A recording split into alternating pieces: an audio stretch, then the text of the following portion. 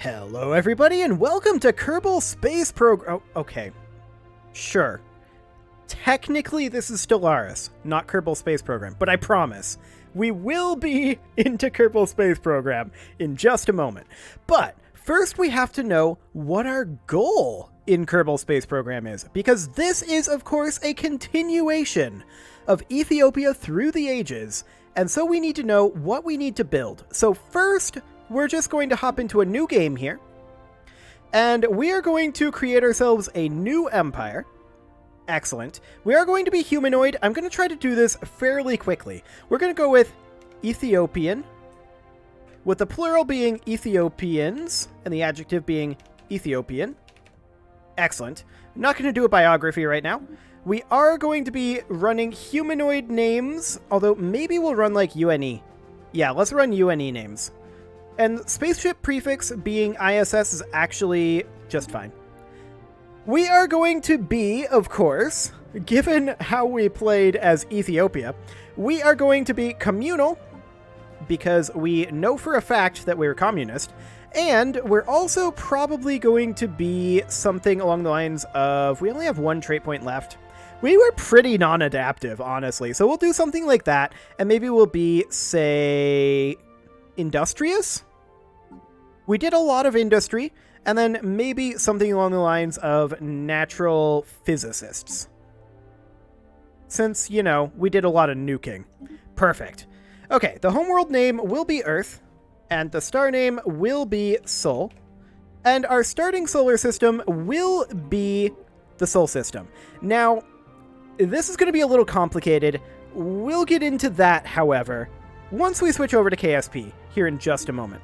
So we're going to go with humanoid cities. Yup. We're going to go with maybe post-apocalyptic. We dropped a lot of nukes. Although that doesn't really work for the KSP. So instead, we're maybe going to go for... What is it here that we're going to go for? Just prosperous unification? Sure, we have a stable planetary unification. That is definitely something we did. Okay, now we're going to go for fanatic militarists, of course, and then we're also going to go for probably authoritarian. Excellent. And we're going to have our authority be dictatorial. Actually, it's going to be imperial is what it is. Perfect. And we definitely had a Byzantine bureaucracy. There's no doubt about that one. Excellent. And maybe something along the lines of Distinguished Admiralty? I mean, we didn't really do much for boats, so I don't think we can make an argument for that one. Warrior culture, on the other hand, that we can do. Excellent. Yes, we will be militarist. Fantastic. The Ethiopian Empire, that is perfect. Now, the flag, it's going to be... I mean, I would really prefer to have it be custom, but we'll get to that in KSP. It's so awkward to be doing this right now. We're just going to go with this symbol, I think, to indicate this is basically a sideways version of the flag that we're using in KSP. And we're going to go something like this, and we're going to have the inner color be a kind of dark blue. This is not the inner color. We'll have the primary color here be a green, I think, a dark green, and then we'll go for a dark blue. There we go. This will do. And then we'll go for humanoid ships, and our ruler can be basically anything. I don't really care. Fantastic. So we will go ahead and save that as the Ethiopian Empire, and we will play here. And yeah, this is all exactly as I want this to be. This is exactly the same as it was for the Necroids, so that's fine. I may up the difficulty, but if that's the case, then we'll have to maybe change our initial generation. But we have to check here to see what our initial generation looks like. So obviously we're going to need a starbase here. We're going to need a fleet of 3 corvettes, as we often do. A construction ship and a science ship. We have a mining station over the sun. We have a science station over Venus. We have a mining station over Jupiter. And that's going to be a little awkward, but a mining station over Neptune. Fantastic. So now we know what we need to build. Oh, and a mining station over Luna, too. That's actually going to be pretty convenient. Okay, so that's great. Of course, we're not going to be playing Stellaris, so let me just mute Stellaris. Ah, that is some better sound. Let's hop on over to the correct game for right now. Excellent. Hello, Kerbal Space Program. I'm actually just going to close Stellaris because I was having some KSP chugging issues with Crusader Kings 3 open earlier, but that is fantastic. So now that we know what our goal here is, we are going to go ahead and start game. And you'll notice that I am running a few mods here. I was planning on having this be substantially more modded, but then I looked into it. I was planning on running like Realism Overhaul, Real Solar System, things like that. Those things aren't updated for the current version of the game. And I want to be on the current version of the game because it allows us to do EVA construction, which is fantastic. So instead, we're running a much more simple set of mods. And let me just go over what those are real quick here. As you can probably see, we are running environmental visual enhancements. We are also running Scatterer. So that'll just help some of the visuals there. We are running ReStock to change the visuals of some of the stock components. We're also running ReStock Plus here. I'm not super convinced by that yet. We'll see how it goes. And then we're running the stock visual upgrade for EVE. And then we are also running my old friend X-Science. Fantastic. So that's all we've got. I will put all of that in the description as well, if I remember. Hopefully I will. And I'll also put what our goals for construction are in the description? That's words. Yeah, the description. Excellent. So we're going to be playing this fairly stock. That does, of course, mean this is going to be the Kerbin system. We're just going to pretend it's the real solar system and use analogs. That's why I was saying Neptune is going to be a little awkward, considering there's one around Neptune and Jupiter, but maybe we'll just pretend, like, Dress is Neptune. I don't know. We'll have to figure that out. I have no saved games right now. I deleted our previous ones as I was, resetting everything. We'll go ahead and start a new one. We're not going to call this default 1. This is going to be Ethiopian Empire. Excellent. And as far as our flag goes, here's our flag. I created us a custom flag. You've probably already seen it in the thumbnail, unless I miss my guess. Technically, I haven't created the thumbnail as of right now when I'm recording this, but I probably went with something along those lines. So this is, of course, the flag of Ethiopia, the current flag of Ethiopia, except I replaced the star in the center with the A from my channel because it seems perfect. Excellent. So we will go ahead and start. And this is, of course, a career mode, so we will have to unlock all of the parts that we need to make this happen. So the first thing that we're going to do is we're going to hop into mission control.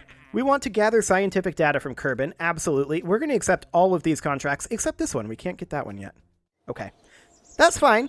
And now we will hop into the VAB here. Also, I do want to point out it's very difficult for me to gauge the brightness settings before the video is live on YouTube. The YouTube compression does weird things with KSP, so I don't think it'll currently... Actually, it will show here, won't it? Yeah, this is not quite 25%, but close enough. I've currently got the ambient light boosts on 25%. Please let me know if this is too bright or too dark, and I will adjust it. For now, though, we'll hop into the VAB. It's very hard to tell with YouTube. We're going to use a Mark 1 command pod here, for sure, and we're also going to use a flea, and we're going to also use a parachute. My main regret here with the ReStock mod is that you can't recolor the parachutes. I'm very sad about that. You can recolor all of these, although there's no dark color for these SRBs. That makes me a little sad too. I guess we'll just go ahead and make our capsule be white, just so that it matches a little bit. I'm not going to bother naming or saving this craft. We are probably not going to be launching immediately, but we'll head out to the pad and gather ourselves some science and set up the UI just a little bit. That was exciting. Okay. I apologize for the sniff there. I hit my mute button, but noted. This is KSP. While loading, sometimes it stops responding, and that's what happened there, and my mute button ended up not working. So I'm going to have to click over onto OBS and do that. Perfect. That'll just be a habit I'll have to get into. So, as you can see here, we've got no KER up here, but we do have KER installed. We don't have access to it yet. I believe that's a part that you have to put in. And then there's these things which are now... Yeah, that's X Science here, now, there. There are these things which are now requirements for X Science. We're probably not going to utilize them in any way, shape, or form. But the X Science here now window, we absolutely will. So we'll go ahead and grab a crew report, and we'll keep that. And we will EVA Jeb, and we'll grab our EVA report. And we will hop right back in and recover this vessel. Fantastic. So that will get us done with our first contract here. We earned ourselves a little bit of science there. Not much, to be clear. Not much at all. And we'll go ahead and grab this Escape the Atmosphere contract. And we'll hop into Research and Development. And we now have enough to pick up Engineering 101 or Basic Rocketry. And that's the Too Hot Thermometer. Okay, that's definitely not what I'm used to seeing for the Too Hot Thermometer, but that's fine. That is the point of the ReStock mod. Fantastic. So this gives us access to the Pug, the Valiant, the Swivel, the Hammer, and the T-100 fuel tank. And that's going to be what we're going to take first. Excellent. We also completed a few of these milestones. Wonderful. And we'll hop into the VAB again. And now we'll build ourselves almost an actual rocket. Not quite, but almost. We'll give ourselves, say, a T-400 worth here. There we go. And KER is kind of being in the way slightly there. There we go. Get that out of there. And as far as engines go, we're just going to run, for now, a swivel engine. We're not going to fire this just yet, though, I don't think, because I suspect... Yeah, there's the EVA jetpacks and personal parachutes there. But I suspect, yeah, there's KER there, and then this is a computer flight unit. That's for KER. But what we want right now is simply...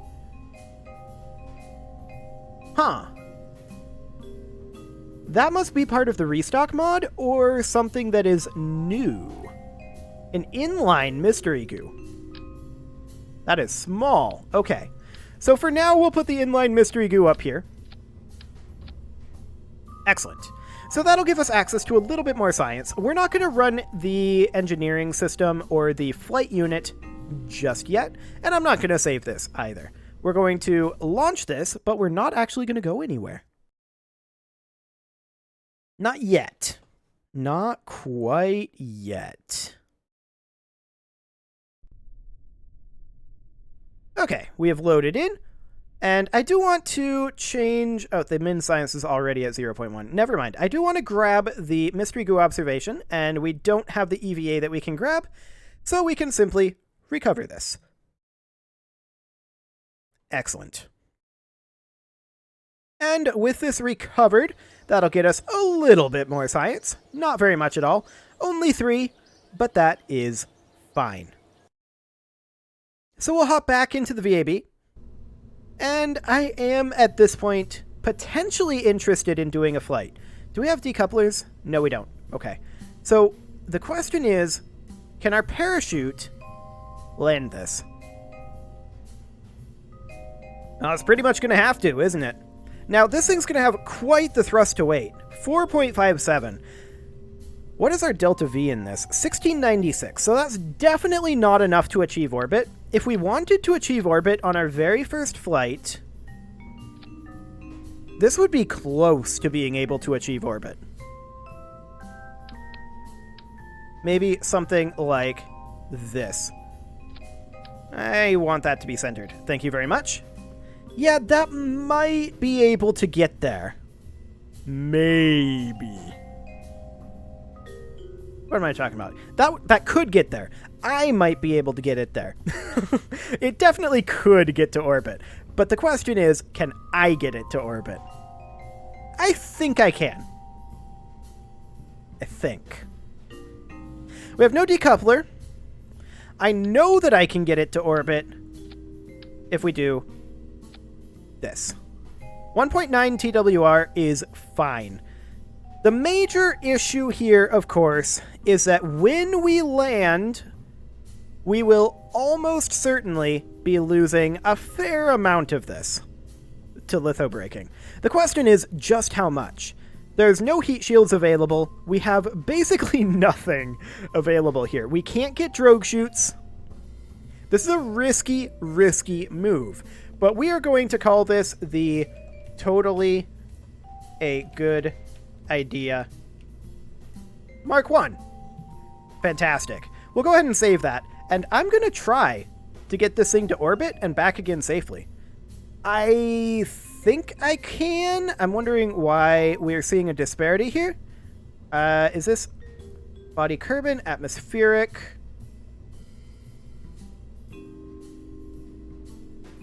Okay. I'm guessing this probably has something to do with the sea level or something. I'm not entirely sure. At any rate, I'll trust this number and not this number. We're going to go ahead and launch this. Excellent. So, once this has loaded up, then we will go ahead and get this up there. Actually, we should probably grab this mystery goo first. We'll keep that and recover it, and then we'll go.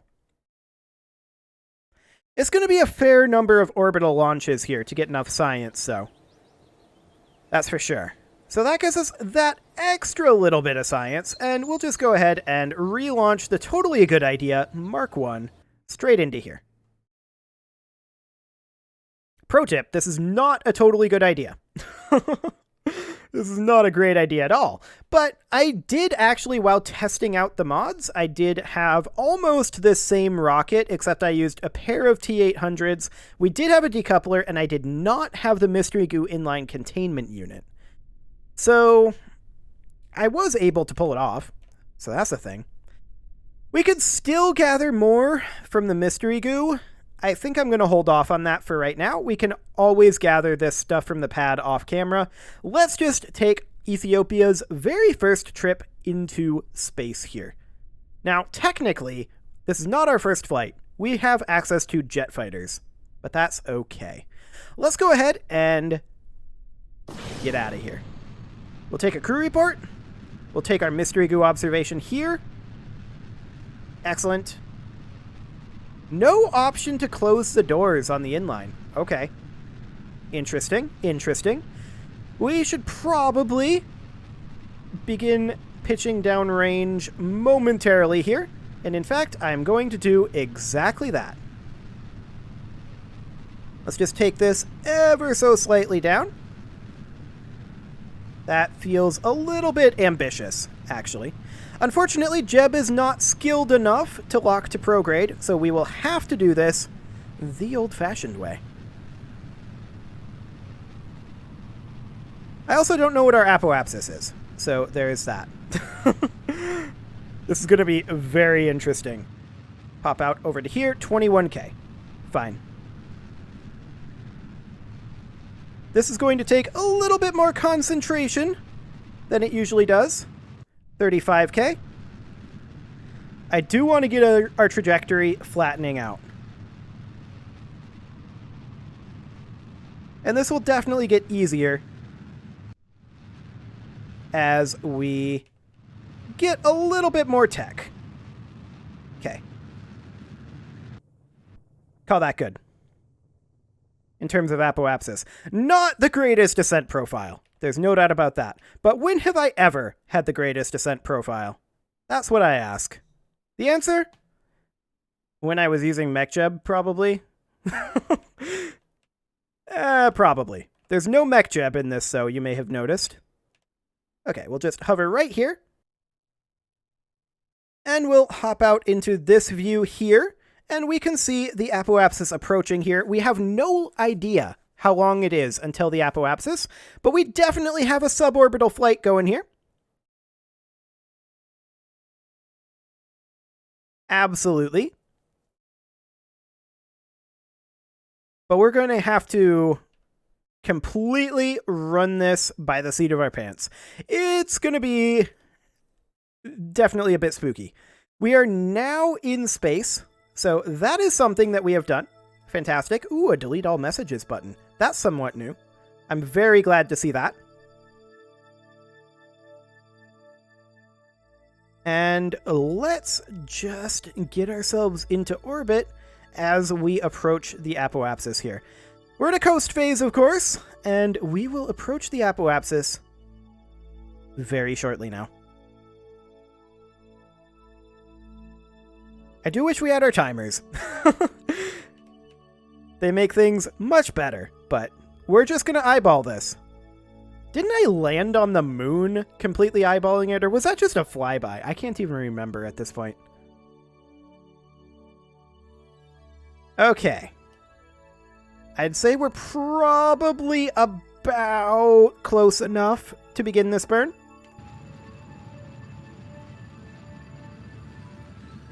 Yeah, this is looking good.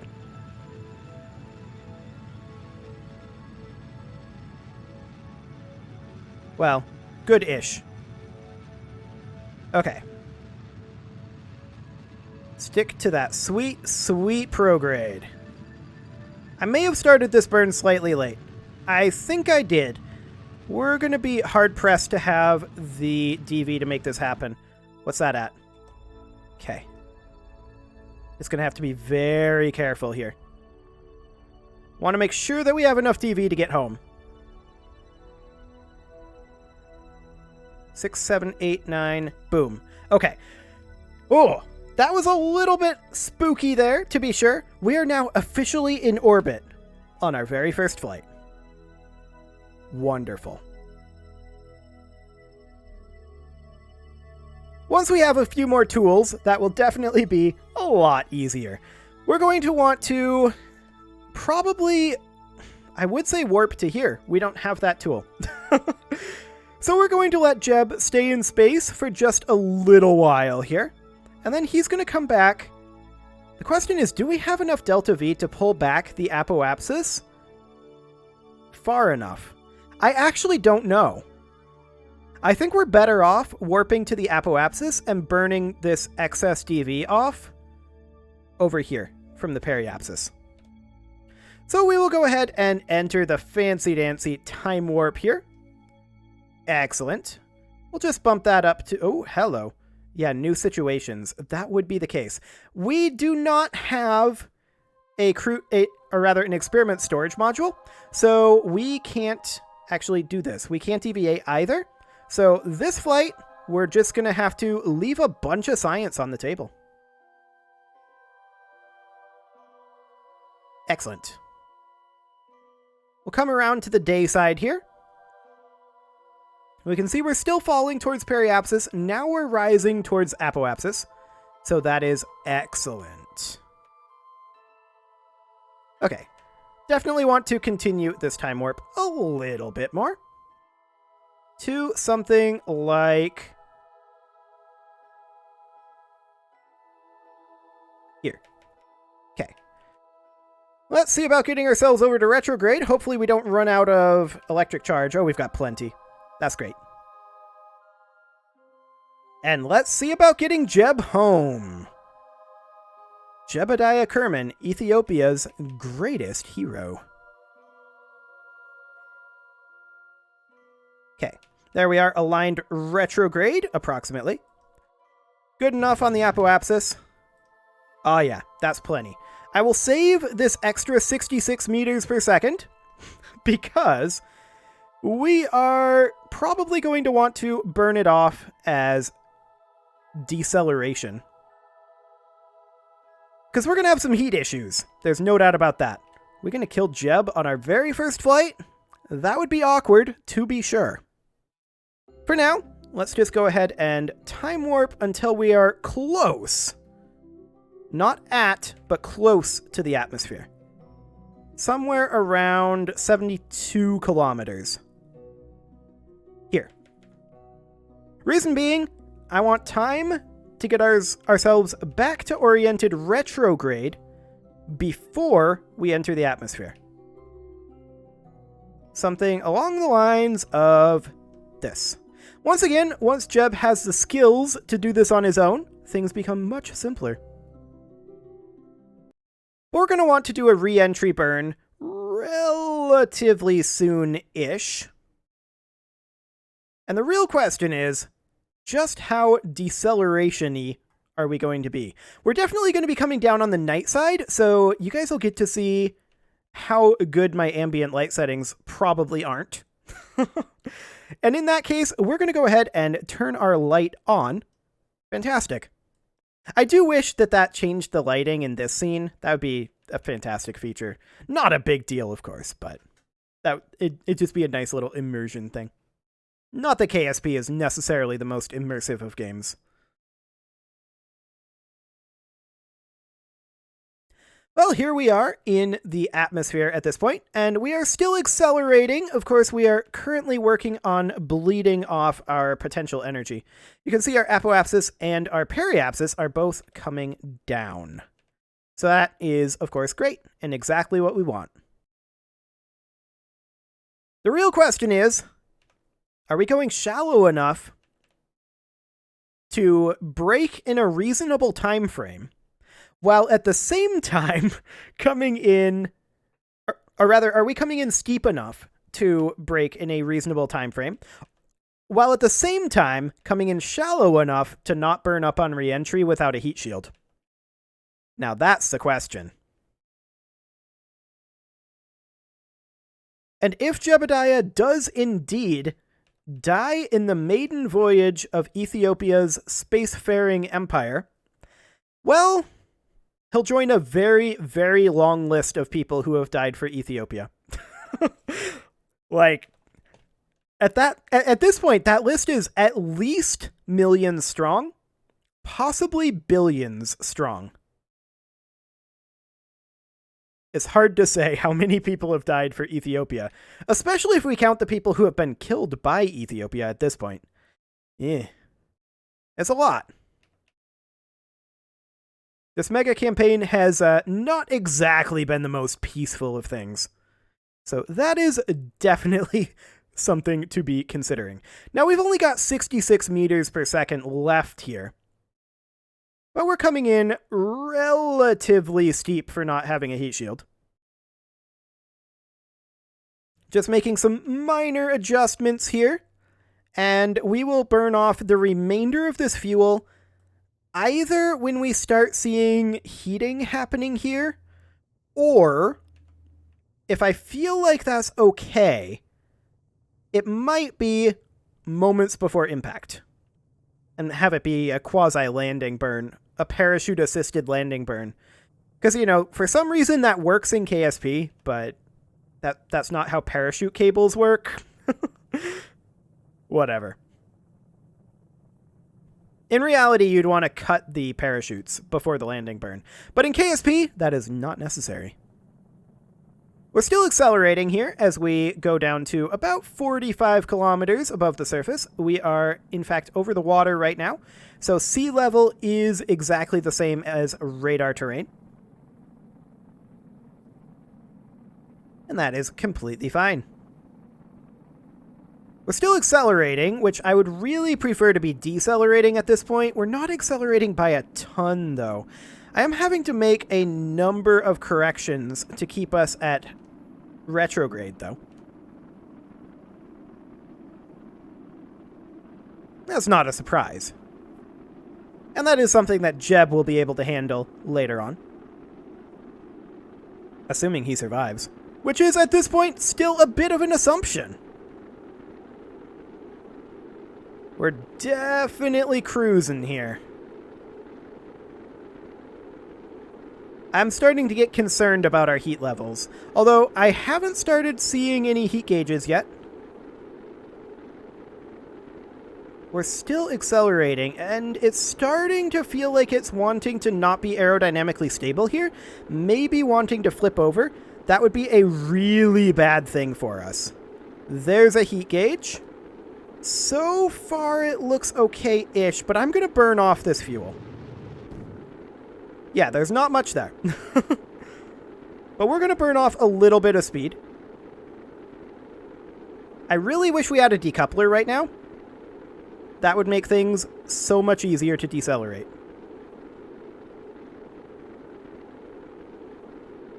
But alas, we do not.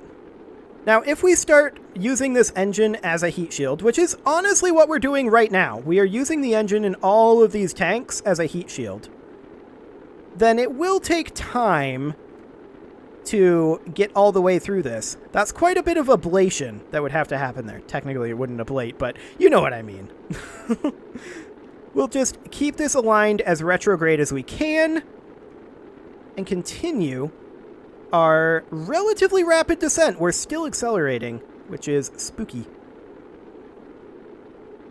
How are we doing on the map? Okay, our periapsis is inside the planet.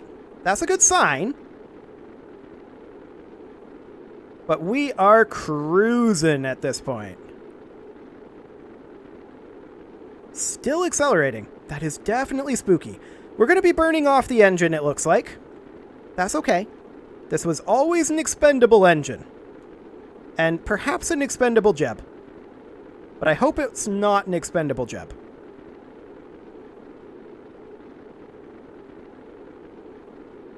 The engine is continuing to overheat. Engines make the best heat shields. Actually, they don't. Heat shields make the best heat shields.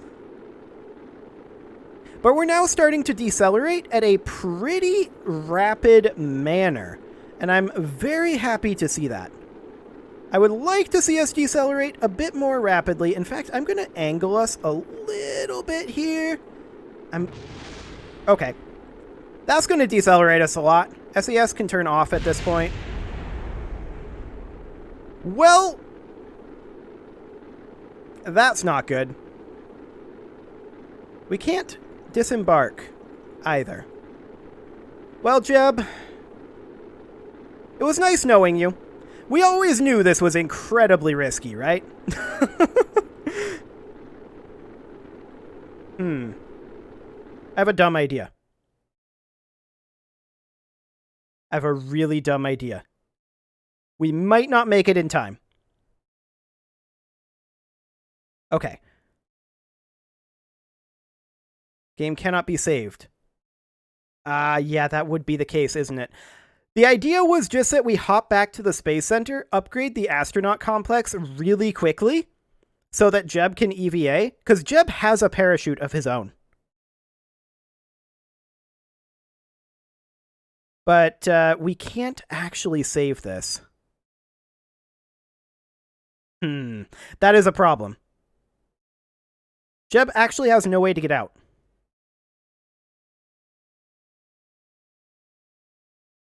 Once again, yeah. So we can't save that. Well, goodbye, Jeb. Your parachute burned off, or more specifically, the Mystery Goo inline unit burned off, and that killed his parachute. I mean, there is a small chance he survives here, I suppose. If he could EVA, I wouldn't do it now, but if he could EVA, he would survive this. But, I mean, what is a KSP campaign without killing Jeb, right? So, we'll just come on in here, get it over with, and this should still get us most of the science that we need. And yeah, Jeb is not going to survive this. This is coming in face first, and we can't change it. But it's fine. We made it into orbit. That's the important thing. You're a hero, Jeb. You're a hero. And now he's a dead hero. Oh, I love it. I absolutely love it. No, we're not reverting this. We're going back to the Space Center. We got what we needed out of that, which was orbital Ethiopians. Well, the singular Ethiopian. We knew it was super risky. We had no decoupler, and we had no heat shield. If we had those, Jeb would have survived, but he did not. And that is because progress demands striding forward with confidence, or perhaps incompetence. It's hard to tell. So this gives us our decoupler, as well as the thermometer. We will definitely grab that with the science that we retrieved. And then also the ability to get heat shields and barometers. And drogue chutes. Drogue chutes are helpful too. We will take that. And now Jeb will be able to survive. And by Jeb, I mean someone other than Jeb. Because Jeb is dead. Goodbye, Jeb. We will go ahead and hire Gilly to replace him. Perfect. So with Jeb dead, that is completely fine. Missing in action. Is he going to show up later? Did he somehow survive that? I don't know. Maybe. At any rate, we did complete our contracts. And we escaped the atmosphere. We got a lot done there. So we're going to go ahead and return from orbit. Okay, yeah, that's something we'll do. But our next flight is going to be a little bit more survivable. And we're going to head up with more science and with some actual technology to survive with. Yes, I probably should have gone suborbital first. But, you know, go big or go home. That's how Ethiopia plays it. You can leave your offerings to the engagement gods in the form of likes, comments, subscribes, and bell ringings, and I will see you all next time.